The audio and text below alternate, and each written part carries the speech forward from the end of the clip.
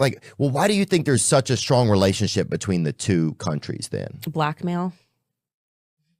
I think blackmail. And I think this is the reason why we don't get to open the Epstein files. We don't get to open the JFK files. And I think it's a form of gaslighting us to pretend that our special friend and ally isn't just I mean, and by the way, parking aside America, other countries too. You investigate anything. I mean, I'm investigating Brigitte Macron, and Israeli blackmail comes up in Morocco. Israeli blackmail comes up in. So to pretend that we don't know that Israel is involved in blackmail operations is foolish. And again, I think all countries are probably involved in them. And I think that they have been like they have gotten it down to a science. And there's no question in my mind that like sexual blackmail is what Jeffrey Epstein was involved in.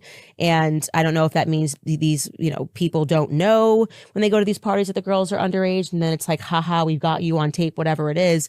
And we can even taking a look at the Diddy case, blackmail, these powerful blackmail operations are definitely operating. And that's actual blackmail too. It's true blackmail. I mean, if you have hidden cameras and you're capturing people doing drugs and sleeping with underage people. So I think these are blackmail operations, and I think they've been going on for decades in America. Speaking about Epstein, right? How do you know he's not just a Jewish guy who was being perverted or whatever, and that he was doing business? Like, there's no real connection that he works for Israel, though. Well, he had passports. Yeah. So, and then it's also his ties to Ghislaine Maxwell, Ghislaine's father, Robert Maxwell. The whole Mossad attended his funeral. He died in very weird circumstances.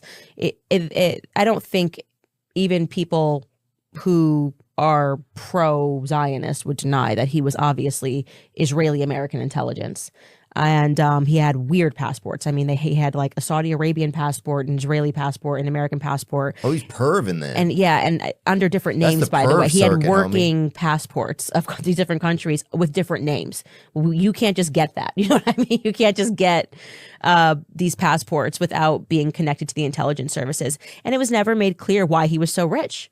So who was giving him all that money? Was this like black ops, our tax dollars going to give him this illusion of wealth and power so that he would party with all of these billionaires? And yes, you're right. Blackmail operations happen all across the world. I think America, in terms of just how America has been seized, that's the only explanation for how Israel's able to expand with such a small population. And somebody has to be fighting their wars. Somebody has to be funding them. We're funding them. So I think we've just become like the piggy bank to them.